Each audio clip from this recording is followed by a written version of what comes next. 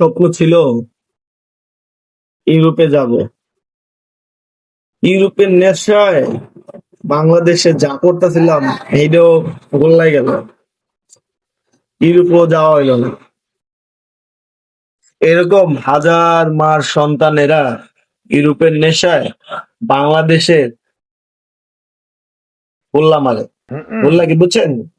মানে যে যেটা করতেছিল এইটাও মানে ভ্যানিশ হয়ে যাবে, মন বসে না।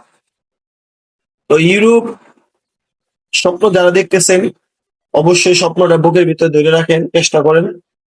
একদিন না একদিন ইউরোপের স্বপ্নটা অবশ্যই পূরণ হবে। আর যদি স্বপ্নের সাথে যদি আপনি গা ভাসায় দিলেন, হইলো না, সব ছাইড়া দিলেন, তাইলে কিন্তু হইলো না। ইউরোপ স্বপ্নটা অনেক বিশাল। ভাই 2021 সাল থেকে স্বপ্ন দেখতেছি, আজকে 2026, এখনো যাইতে পারি না, কিন্তু স্বপ্ন ছাড়ি নাই।